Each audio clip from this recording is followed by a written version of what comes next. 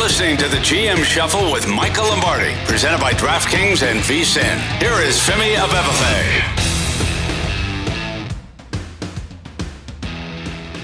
Welcome to another edition of the GM Shuffle with Michael Lombardi, presented by DraftKings and VSiN. I'm your host, Femi Abebefe. As always, make sure to subscribe, rate, and review wherever you get your podcasts. Our producer, Elliot Bowman, with us on the ones and twos. Michael, we have a football game coming up later this week, but the news and notes keep rolling along out of training camp. How we doing, man?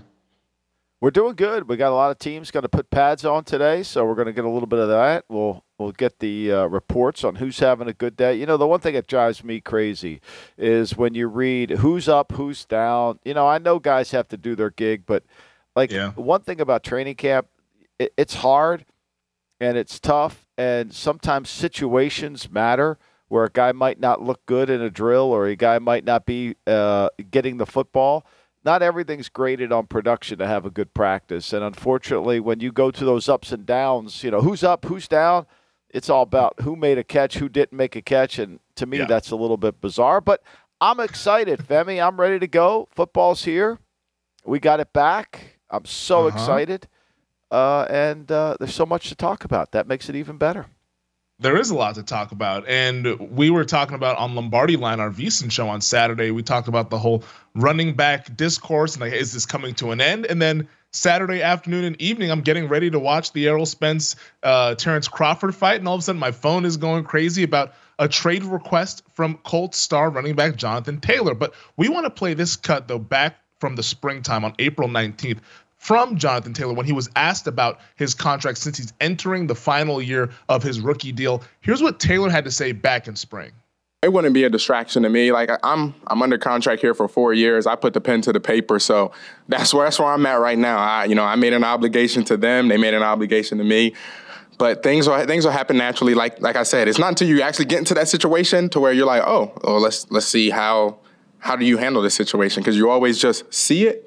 But you never know, what do those guys actually go through?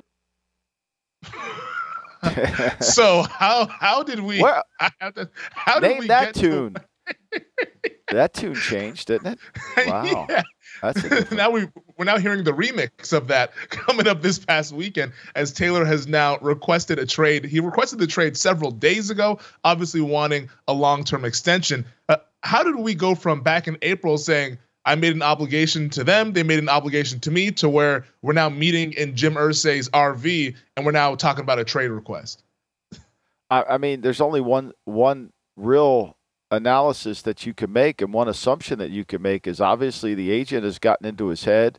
You know, I think he's got first-round management, whomever they are, and he's gotten in his head and say, hey, we got to take this on. You know, we're going to fight for our position.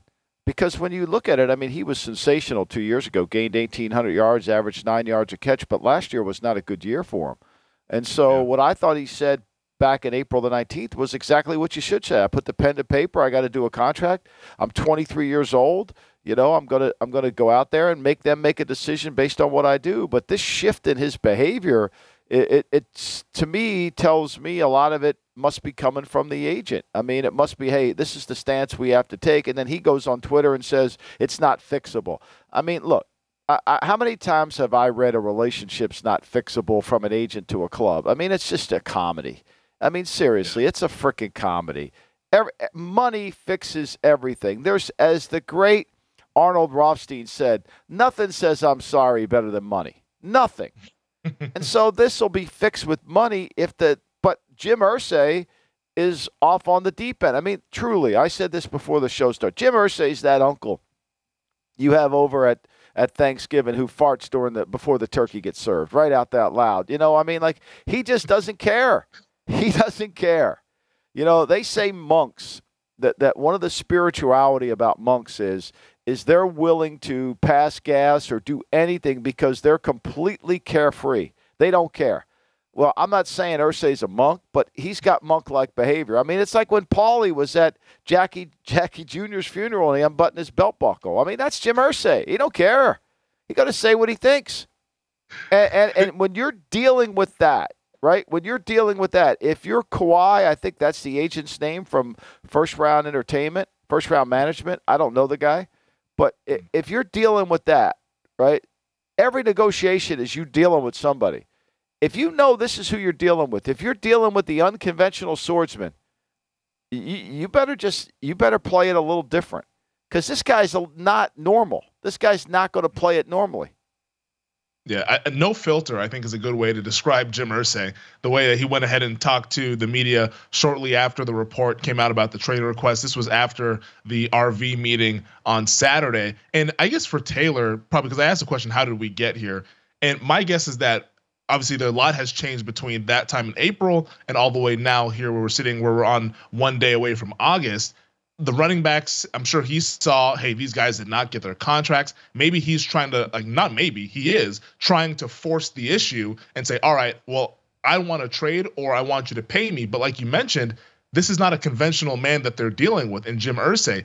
Maybe it's logical to pay Jonathan Taylor. I'm curious to get your thoughts on that. But even if it were, he might just say, you know what, just out of pride and out of just being petty, I'm not going to do it. And also, we're not going to trade you, because he did say that as well, that we're not trading Jonathan Taylor. All right, what would you pay him? Is he better than, he's had one really good year. He's a good player. You got to pay him more than Nick Chubb. You got to pay him more than Aaron Jones is at 11.5. You can bitch about the running back market all you like, right? But it's supply and demand. There's too many running backs. Miles Sanders had a really good year last year. He went out in the open market. He got $6.35 million. Right? David Montgomery's a good player. Not as good as Taylor, but he's a good player. He got $6 million. Joe Mixon just took a pay cut to 5.7. Aaron Jones went down to 11.5. Derrick Henry's at 12.5. If the market is the market and this is what you have to pay for quarterbacks, then why is it you don't have to pay this for running backs? Why are there two different things? See, it's all about what favors the voices. And look, these running backs have people, they have a promotional tour behind them. People are sympathetic to it. It's the market. It is what it is. There's nothing you can do about it. It's collectively bargained, as Jim Irsay said. So Taylor, I wouldn't have any really apprehension of paying him like a deal that would pay him for the next 2 to 3 years. I'm sure maybe he wants 4 or 5 years or something like that and wants a little bit more security. But when you look at his numbers, last year was a down year. It was a down year for the entire team. Offensive line fell apart. They didn't get the great quarterback play that they thought from Matt Ryan, and Taylor's numbers suffered from it. Oh, and by the way, he got injured as well, which is why I'm sure the Colts are a little bit scared of paying him. But the previous 2 years, his first 2 years in the season, he was above 5 yards per carry. He was really productive in the passing game. This is a guy that scores a lot of touchdowns, 18 touchdowns in 2021, 11 his rookie season. We were talking about him heading into last year as one of the premier running backs in the league. He finished second in the Offensive Player of the Year voting behind Cooper Kupp 2 years ago. So this is one of those weapons that we talk about, and the Colts having a rookie quarterback don't really have to pay the quarterback right now. So maybe you could get away with paying Taylor for 2 to 3 years. And then at that point, if Richardson works out, then it's time to pay him. You can figure out what you'll do with Jonathan Taylor, kind of like how Dallas did with Zeke Elliott, of saying, all right, well, now that we're 2 to 3 years into this thing, we don't really want you anymore, and we'll kind of go ahead and let you go your separate ways. But the Zeke Elliott proves the point. How many of those guys didn't get to the end of their contract? All those guys that signed contracts as running backs, they don't make it to the end. Zeke made it last year because he had a guarantee. This year, James Conner's making it to the end of his deal, which isn't, I think it's 7 a year. He's making it to the end because he has a guarantee. Other than Nick Chubb and Henry, and Eckler took a pay cut, Aaron Jones took a pay cut. I think Jonathan Taylor's a great player. And I think when you average 9 yards a catch like he did last year, 2 years ago, he got 12 first downs. I think he's worth it. But the market doesn't say it. If you're paying above market value, why would you do that? Yeah. And what Irsay say is true. The league goes on. This is the way the league set it up. And so, look, Barkley screamed and kicked and hauled and all that. I'm going to hold out. I'm not doing this. And he comes in for $909,000 in incentives that he's never really accomplished, and they got to make the playoffs. That's a hard thing to do. But he did that. You have to recognize it is what it is.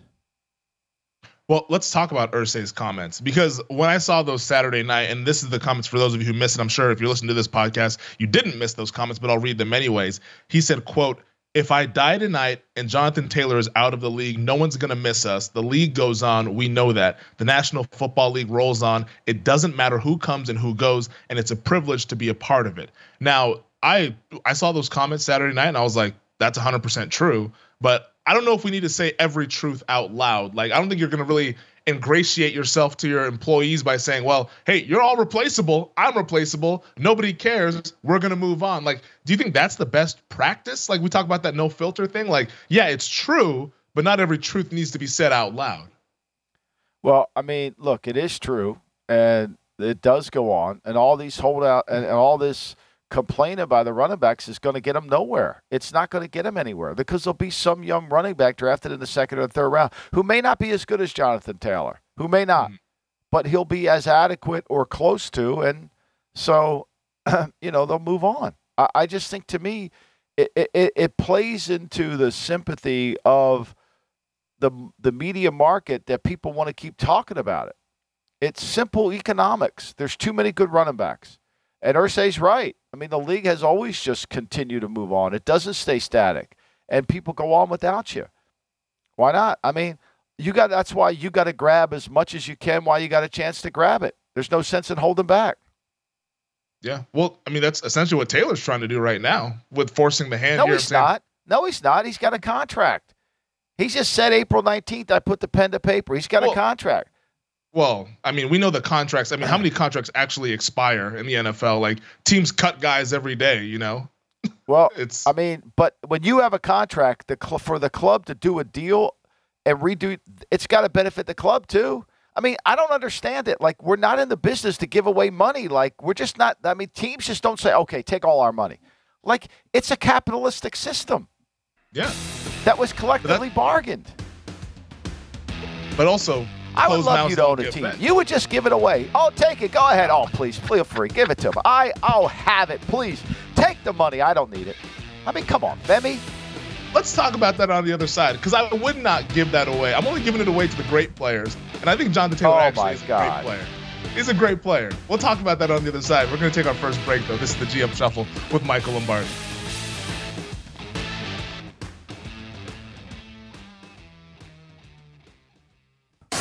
You're listening to the GM Shuffle with Michael Lombardi, presented by DraftKings and VSiN. Here is Femi Abebefe.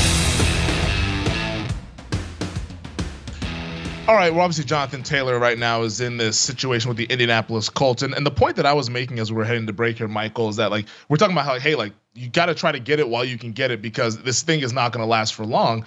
And I think that's what Taylor is acknowledging. And right now, he is eligible for a contract extension. He's not doing this after year 2, where it's like, okay, well, it's collectively bargained to where we cannot pay you because you've only served 2 years in the NFL. The Colts could pay him if they wanted to, but like you mentioned, they're not just going to hand it out for free. So Taylor is saying, all right, well, I have to try to force their hand in some sort of fashion to get my money, because just showing up to camp and doing your thing, they're just going to let you play that out and it's franchise tag you, and then you'll be right in the same situation that Josh Jacobs and Saquon Barkley were in. He's trying to prevent that. Like, can't you also see where Taylor's and he's going to prevent that by doing what he's doing. Oh, he's going to prevent it. Defend that statement you just made. How is he going to prevent that from doing what you're doing?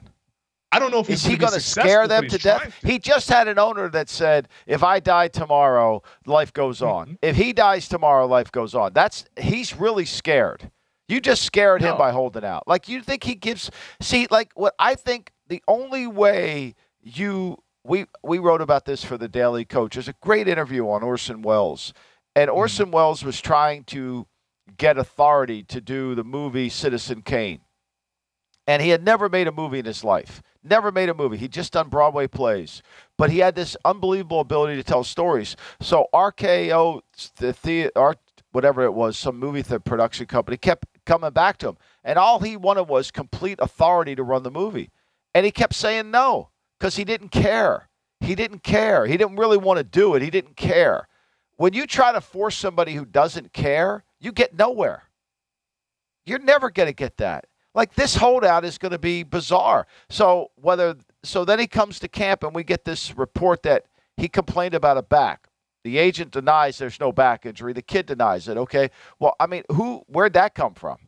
All right. Well, the reason that he complained about a back, because if he's in there, right, he's on PUP, failed his physical before the season started. But if he complains about a back that didn't occur on campus, they can put him on NFI, and which means they don't have to pay him. And his contract gets told, which means it goes over to the next year, which is not a smart play by the agent at all. You can't go NFI here because you give the club everything. So, now they retracted it. Like, what's his play? Okay, so you say, I'm not healthy. I'm not going to play. Okay, great. You're not going to play? We'll put you on PUP. We'll pay you $4 million. And then next year, we'll franchise you at 10.1 or whatever the number is, and we'll try to trade you. See who else wants to pay you all this money. Well, Irsay said he doesn't want to trade him. That's what he said, he doesn't want to. I mean, I guess what I'm saying from Taylor is that, the chances of him being successful are very slim to none, pretty much probably zero. But from his perspective, he has to try something, or he's going to be right back. So he just sit there and be like, all right, I guess I'll play out my deal. Why would he say? Why would he do? Give Barkley credit. Barkley, for all the false bravado, finally said, I wanted to be with my teammates. I mean, if I'm Jonathan Taylor, I'd basically say, look, I said what I said in April. I stand by it. I'm going to come into camp. I'm going to show them that I'm the best running back in the National Football League, and I'm going to earn my contract. I signed it. I did it. If you play that game, but if you take the stance that he takes, now they're hostile. You're hostile. The agent will never agree again. Oh yeah, right. You call your bluff, right? Yeah. You're a tough guy. Twitter tough guy. Yeah. Like seriously. No, money, I mean, we'll answer it. The agent to me is almost irrelevant in this whole discussion. He's not. He's completely relevant because he's convincing the kid we got to act like an asshole. The kid didn't want to act like an asshole at the end of the year. I mean, that's definitely fair. But I just think that for Taylor, if he goes about it and says, all right, I honored my contract, play out this season, leads the league in rushing, like similar to Josh Jacobs. Come March, what happens? He's on the franchise tag. Same situation as Josh Jacobs. And then what does he have to do? Be Saquon Barkley this time next year and say, all right, can you give me some incentives? And if we make the playoffs, and then after that year, what happens?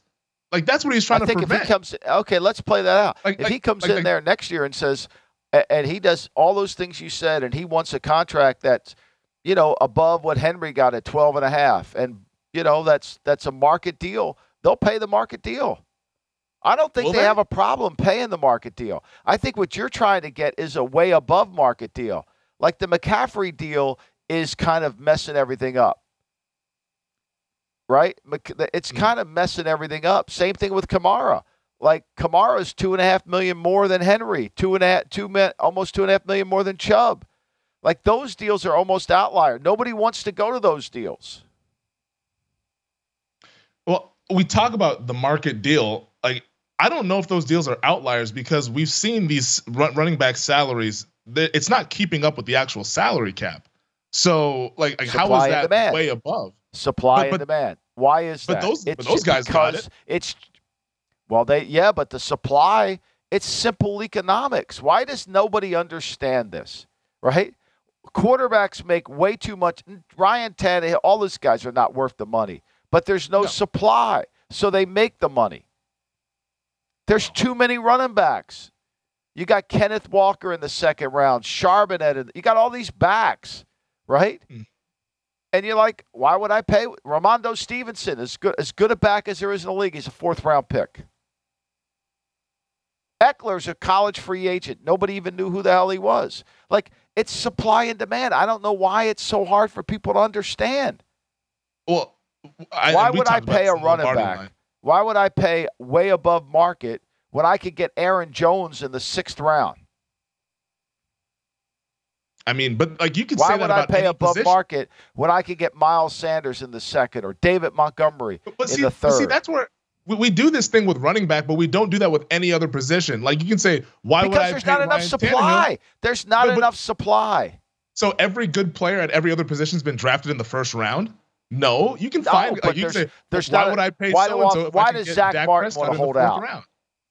Why does Zach Martin want to hold out? Because there's no supply. He knows that there's not a player behind. There's not a lot of offensive linemen. So he has a little bit of leverage. At offensive line, yes, but at the skill position, guys, like, why would I get this wide receiver if I can draft Terry McLaurin in the 3rd round? Why would I do this because if I can draft this guy in the 3rd round? How many receivers have been blown picks? I mean, there's a lot of good ones. I mean, there's a lot of bad ones too, Femi. There's a lot of bad ones. I mean, with the passing league, I mean, I just think that we have John Ross lot of just retired. I mean, there was one for you from Seattle. He just retired. Yeah. Hey, ran the fastest time of the 40, 10th pick in the draft. That's my guy, man. He helped the Huskies make the college football playoff. But I think I just think that we do this with running backs solely, and I get it. Like, there's a lot of good ones. No, we don't. We do it because of supply and demand. It's Adam. Yeah. I mean, it just goes back to the simple. It's all what it is. Like, why is that so hard to grasp? It's not hard. Travis but we don't grasp Etienne's it for a really good player. Because there's abundance of receivers. There's more receivers out there. Yeah. I mean, there's not – everybody thinks they're draft. The problem is what I wrote about. Everybody thinks they're drafting a number 1 receiver, and they're not. My thing with the position is just that other than in the trenches, like offensive line and defensive line, I'm there with you. We don't have enough supply. So I'm willing to pay those guys. These skill guys – I'm sorry. Like, I can find a wide receiver in the 2nd or 3rd round. I don't need to pay $25 million. Just like how we do it with running backs, I'll do it with those positions. Some of these quarterbacks, Daniel Jones, like all these guys, like I can find that. I can replace them. Right. But can I not? It's the same thing in basketball. The quarterback position in the NFL is like the good player in basketball. You know, Bradley Beal's a good player, but we can't. But if we don't pay them, we're not going to be as good, so we got to overpay them, right?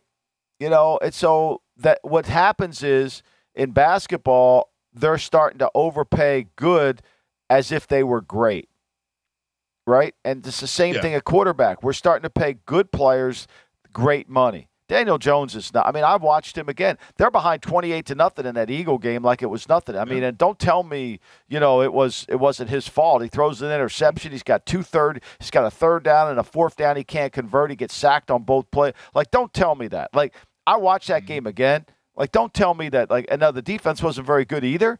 But like, they had their separation between the Giants and the Eagles, based 100%. On last year, was significant. 100%. Right? So I'm with you on Daniel Jones, but that's what happens. They pay good like they're great. Yeah, and you can look at the Minnesota Vikings as well. The reason why they're hemorrhaging talent and all that stuff. Now, I know they restructured Danielle Hunter, but they were cap-strapped with that Cousins contract, that fully guaranteed deal that they signed him to come onto their team. It's like you're giving this guy all this money when he's like, you're paying him like he's great when he's not great. And I get like, but the alternative, demand, like, there's no alternative. You just paid Bradley Beal like he's great and he's not. I mean, you can go through the list of these guys making this ridiculous money. They paid Dylan Brooks $80 million for 4 years. You know, like, it's ridiculous. But people are scared to say, well, if we don't have them, we're going to be bad. Now, you're sitting here without, you know, you're saying you're willing to do that. But if you worked for the Giants, you would probably say, well, we got to sign. I mean, we got to sign him. What's our alternative? We have no alternative.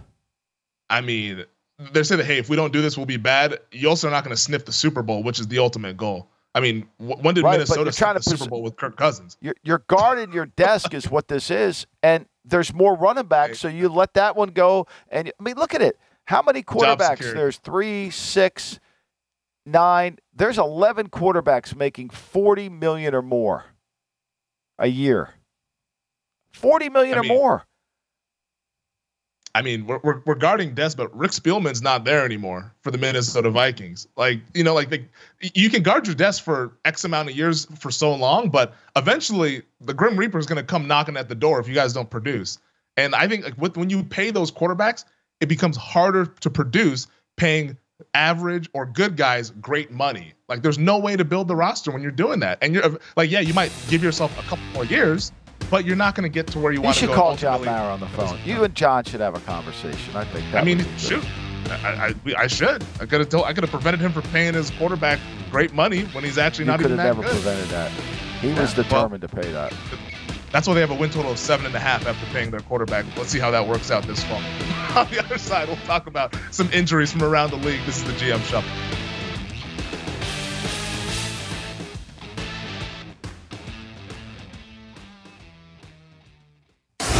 You're listening to the GM Shuffle with Michael Lombardi, presented by DraftKings and VSiN. Here is Femi Abebefe. All right, let's talk about a guy that's probably going to get paid before the regular season starts, and that is Cincinnati Bengals quarterback Joe Burrow. I mean, earlier last week, man, the scare on the Twitter timeline when we saw Joe Burrow being carted off the Bengals practice field after suffering a calf strain. Head coach Zach Taylor was pressed on this and saying, hey, what is the injury? How long is this going to take? Taylor has since said this will take several weeks. When pressed on what does several weeks mean, he said several weeks means several weeks. So we believe that the Cincinnati Bengals have dodged the major bullet there of Burrow being out for an entire season. But this is still something that's going to be a little tricky for them to navigate in the early portion of the season, because once again, we're now talking about Joe Burrow missing significant time in training camp. I mean, he didn't play last year in preseason. Remember, he had the appendix? Appendectomy. I mean, he didn't throw one pass last preseason. He's not going to throw one pass this preseason. So that's just modus operandi. They signed Reed Stennett from the University of San Diego as the third. So, Brandon Allen's on San Francisco's team. So they've got, they're going to have to go with Trevor Siemian and whomever else, that they can kind of muster through their lineup.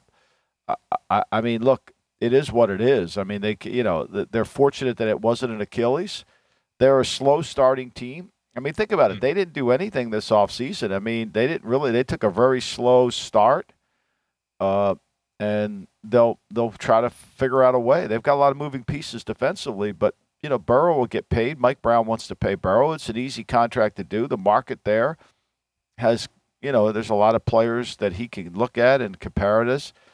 So they'll move forward. I mean, it's really not that complicated. I think the thing that you have to in a betting world is Cincinnati will start slow again. I don't anticipate them starting fast. I think defensively, particularly because they have two new safeties, that it's going to take some time for them to get the calls, get the communication, get all that stuff done early in the season. Can they afford to start slow? Because we've talked about how the AFC North is much better than it was last year, and it was still pretty good last year, but in my opinion, this is the best division in all of football. Can they afford a slow start? I don't know. Femi, I think that's a great question. I mean, that's the problem is there's going to be a team. The 8th team in the AFC is probably going to be better than the 5th team in the NFC that makes the playoff. It might be the 4th team. But that's just the way it is. And, I mean, I don't know. They started 2 years in a row at 5-4, and they ended up, they had to play a wild card game against the Raiders. They won that in the last second. They beat Tennessee in Tennessee, and then they beat Kansas City in Kansas City that year. Last year, they got to host a game, and then they had to go to Kansas City. I think it's challenging because, as you said, the competition, Pittsburgh's going to be way better. Pittsburgh will be better. Yeah. I think Cleveland's going to be better. So you're right, but, I mean, this is the way they've taken it, and they've peaked at the right time. I mean, as much as I don't agree with what they do in terms of preparing, they have peaked. The second half of their last 2 years have been sensational, and Taylor deserves credit for that. Mm-hmm. Yeah, no, they're definitely always an ascending team in the second half of the season, kind of peaking in that playoff time. Baltimore has also gotten better. Lamar Jackson's back in the fold. Did you see the Lamar Jackson to Odell Beckham touchdown from training camp? Did that come across your timeline? Was he under center? Didn't he run a bootleg under center? It was under center, a little play action. Yeah. I was like, this is a new offense, huh? Well, it'll be interesting to see. I think, Lamar probably won't play any in the summer, but at least we'll get to see the offense, right? Yeah. No, I'm optimistic about Baltimore's offense. Defensively, are you betting them on the over? I can't get there. I mean, I haven't bet any AFC. You just said you were optimistic on it. I'm optimistic about the offense. I was about to say defensively, I have question marks with the pass rush, the secondary. I think there's some issues there. Like I don't know about Baltimore. The draft. I don't know how you could be not love what they did. I mean, they got an A in the draft, so. I mean, we're getting rave reviews from our guy Zay Flowers, man. Like he looks electric according to the timeline. We haven't seen him actually play a game. Everybody's electric. I mean, tell me a guy that doesn't look. Have you heard anybody that doesn't look good? We'll get into that later because I have heard. I mean, Anthony Richardson took 7 hours to throw a deep ball, and all everybody wanted to do is talk about how great he threw the deep ball. Now, look, I'm not down on Anthony Richardson. It's going to take him some time, but we're going to have to watch him play in a game. You know, we're going to have to watch him, see how he handles a game, plays with rhythm. Because remember, the preseason is different than the Saturday game, and the preseason is way different than the Sunday game. Mm-hmm.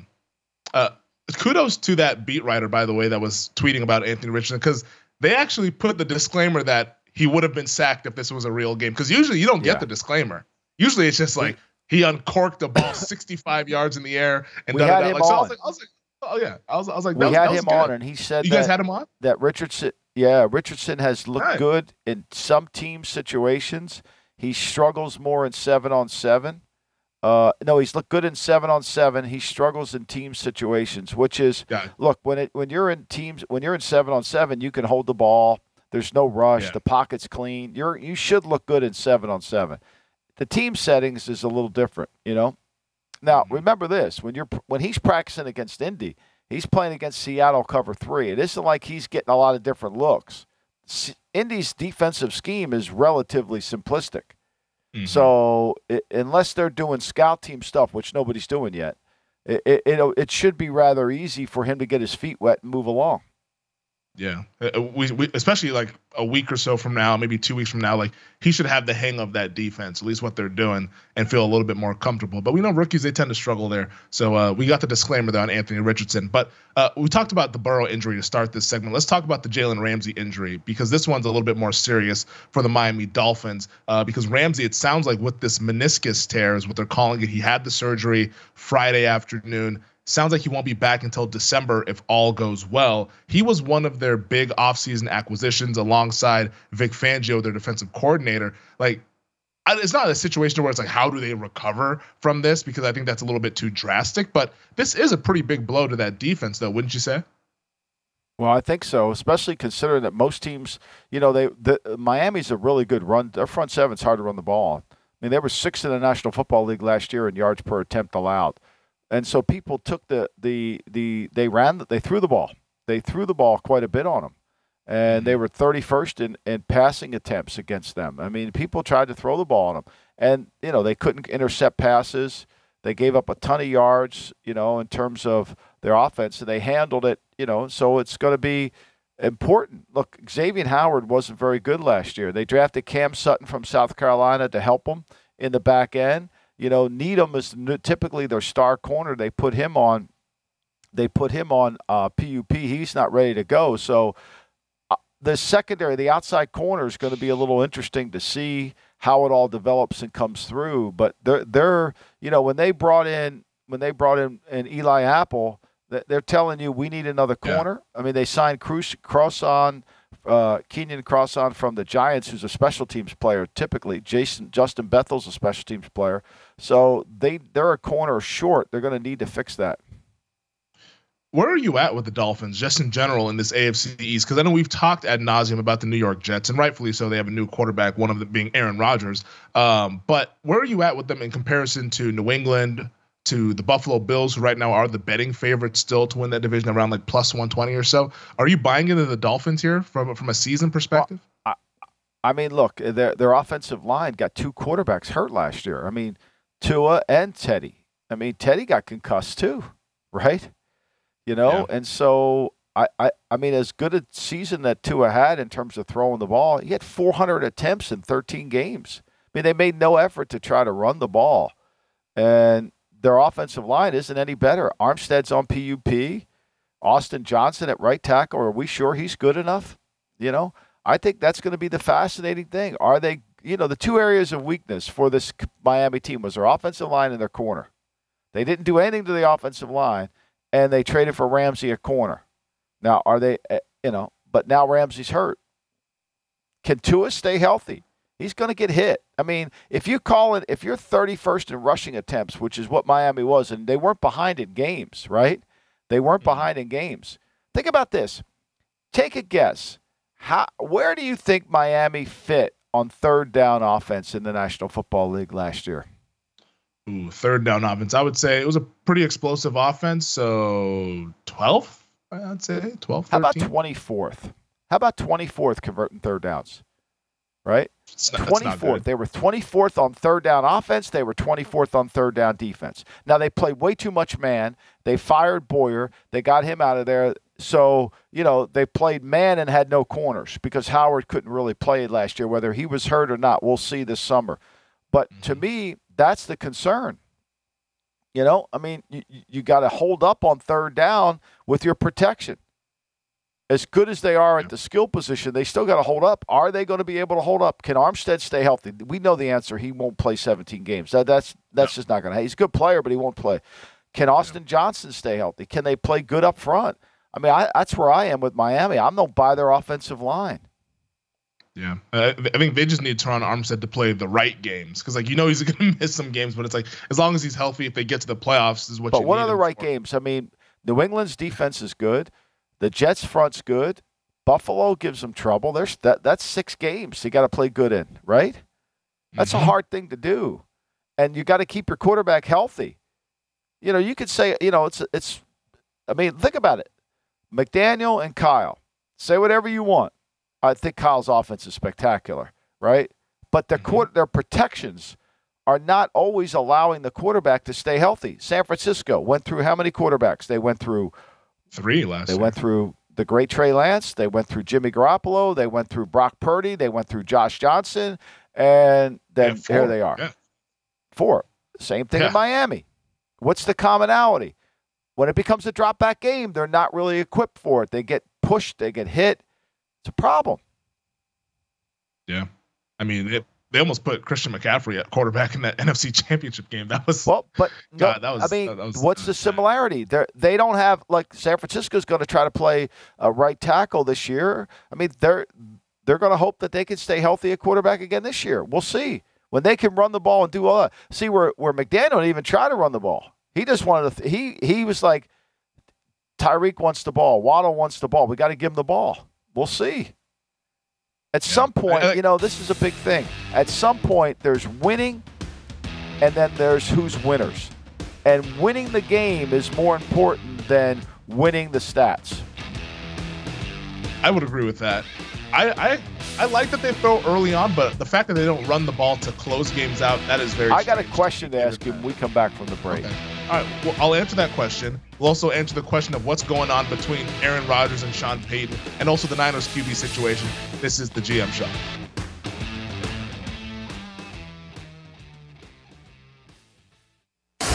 You're listening to the GM Shuffle with Michael Lombardi, presented by DraftKings and VSiN. Here is Femi Abebefe.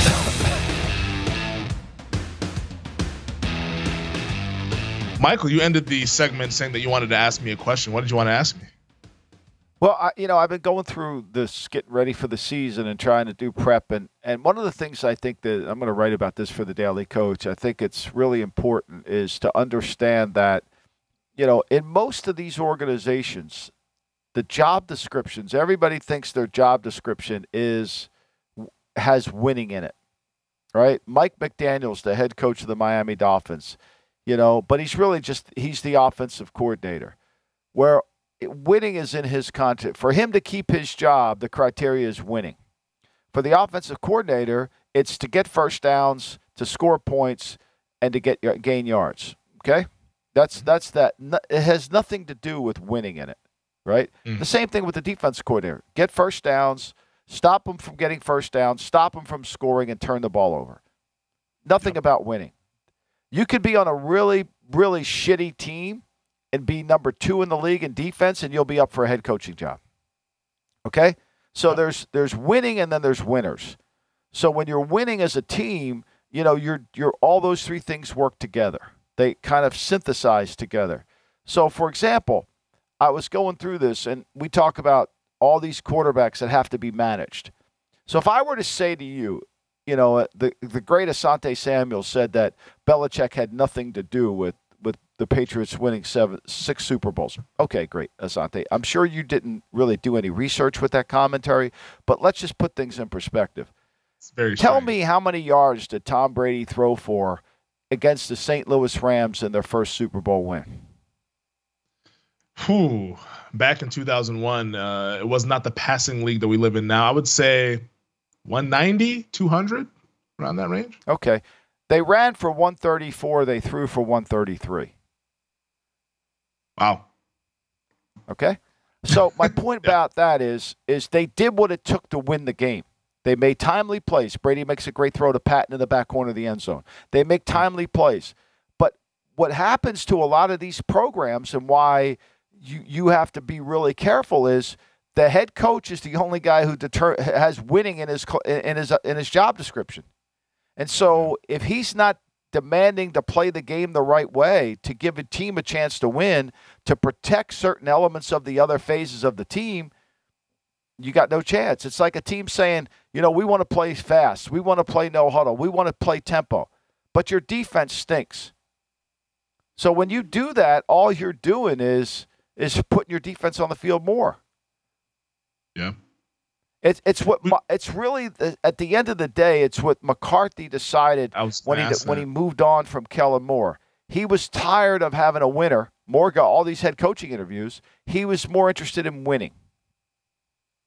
Yeah. No, I was honestly just about to ask you about McCarthy, like taking over from Kellen Moore there, because I mean, being the head coach, he knows that, hey, we got to win the game and do what it takes to win the game. Kellen Moore, he's not really seeing it from that 10,000 foot view, and it's like it's not in his job description to see it from that view. It's not in his job description. It's not. Yeah. It's really not. It's like Kyle Shanahan getting blamed for not running the ball in Super Bowl, in the Super Bowl. His job is to get first downs and score points.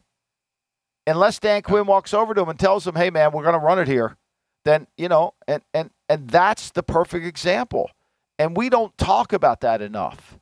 Like the Patriots won that Super Bowl. Think about the Pittsburgh game. Go back the next week before they played it, right? The Pittsburgh game. If Troy Brown doesn't return the punt, they're not winning that game. Yeah. Tom Brady got hurt, and Drew Bledsoe was in the game against Pittsburgh, and I'm glad you said that, because we don't talk about that enough. And I feel like obviously like the offensive schemes and all that stuff, like it's really interesting and it does matter, but I feel like we spend way too much time on stuff like X's and O's and all that versus like, all right, how do we actually manage the game? Because the point of the game that day is to try to win the game. It's not to try to put up as many points or try to show off this offense or whatever. It's like, it's to win the game. And you got to do certain things that maybe, it's like, I'm not necessarily calling this play to be the most productive play ever, but I think that this play call is going to help us actually accomplish the goal, which is win. Because that's how we all move on. And so those two games that they won, the Ram game and the Steeler game, the defense, which Tom doesn't play, just to point out, created 7 turnovers. I thought I saw Brady out there dropping back in coverage.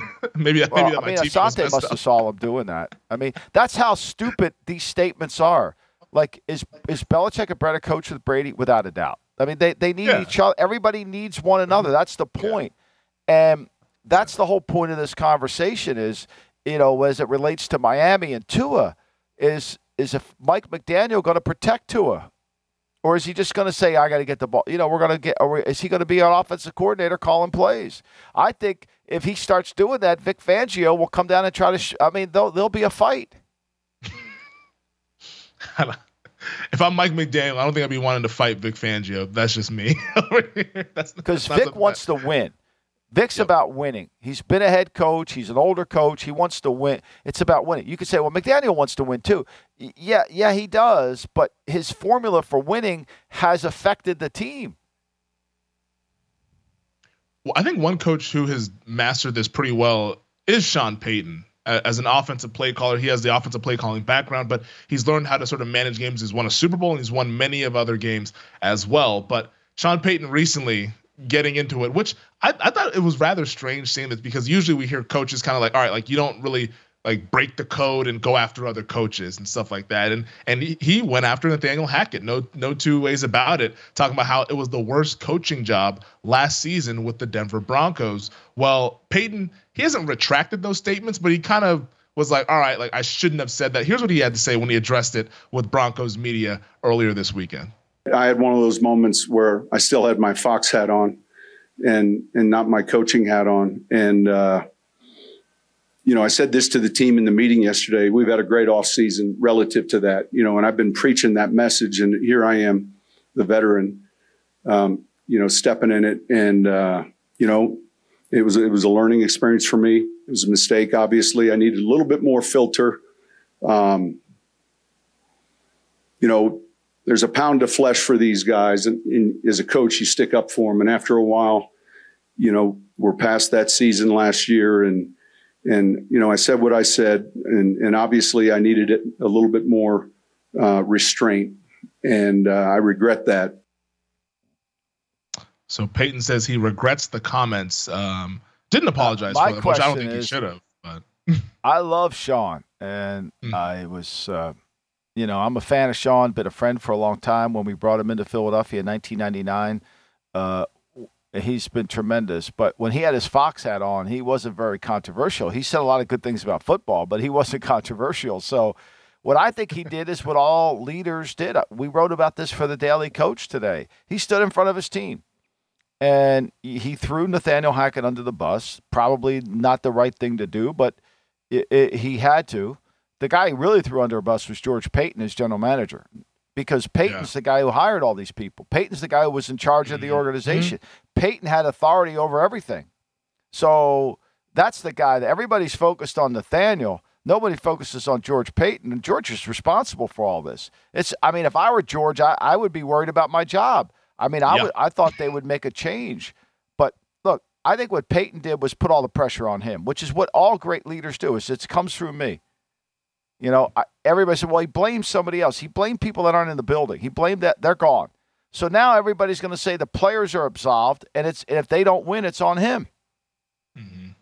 Well, yeah, if they don't have success, he's going to be the one that gets the criticism because everyone's going to bring these comments back, which is like you mentioned, he's putting it all on his back of saying, all right, like, if we don't succeed, hey, you can come at me because I'm the one that's been willing to throw the gauntlet down and say that we're going to go ahead and correct what was wrong a season ago. But I'm sure you saw Aaron Rodgers' comments at Jets camp Sunday afternoon. Rodgers said to Peter Schrager of NFL Network saying, keep my coach's name out of your mouth.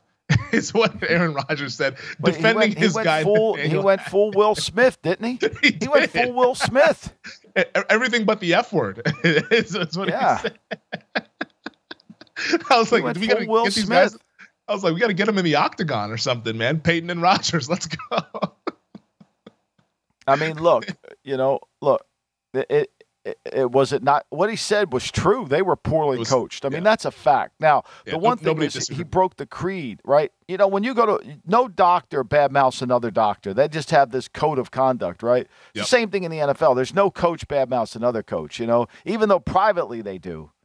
Yep. But, publicly they don't. So he did, but he did it for a specific reason. You started this asking the question that he asked it now. He did it now because they're getting ready to start camp. He didn't. If he would have done it in the OTAs, it wouldn't have been as meaningful. Now he's got a chance to basically, I've done 6 months of work. I've been here. Here's the problem. And I'm taking the responsibility. Yeah. It's just Rodgers is going to stick up for his guy as well, as he should. It's like stick up for your offensive coordinator. I know Nathaniel Hackett and he are very close. He said that he got enjoyed his time with Hackett. Yeah, he really got on the job in Denver. You don't think that that George Paton. Go back and read that Denver Post article about how proud George Paton and his staff were about finding Nathaniel Hackett and how they basically came together as a consensus. Once again, proving that there's never been a monument dedicated to a committee. My guess just proves it. Remember this. Everybody thought Dan Quinn was getting that job. Everybody did, including me. Same. And including people close to Dan Quinn. But he didn't. Because Nathaniel came out of nowhere. And it had nothing to do with Rodgers. It had everything to do with they were impressed. Seems like he's a nice guy, I guess. Maybe that's why Rodgers loves him. I'm sure he is. Maybe he's charismatic in the room, but I don't blame him either, Femi. The reality of it is this poor guy was put in a really hard job, and nobody helped him. There was nobody there to help him. There was no senior leadership there, and that's on George Paton. He should have said, "Hey, Nathaniel, we got to stop this, or we shouldn't do that. Like, there was nobody in the room. It just shows you that nobody knew what they were doing. And for Sean to say what he said, you got to, well, who was watching who was overseeing this? I'd be looking over my shoulder if I'm George Payton. Got to get that thing in line. Otherwise, your days could be numbered out there in the Rocky Mountains. That does it for this edition of the GM Shuffle podcast. Thank you to our producer, Elliot Bowman, with us on the ones and twos. Thank you to DraftKings. Thank you to VSiN. As always, make sure to subscribe, rate, and review. We'll be back on Thursday with another Blue Chips, Red Chips. We're going to the trenches. We're talking about some edge rushers on Thursday. Michael, I will talk to you then. Until then, we'll see you guys. All the best of luck going forward, and we'll talk to you guys on Thursday.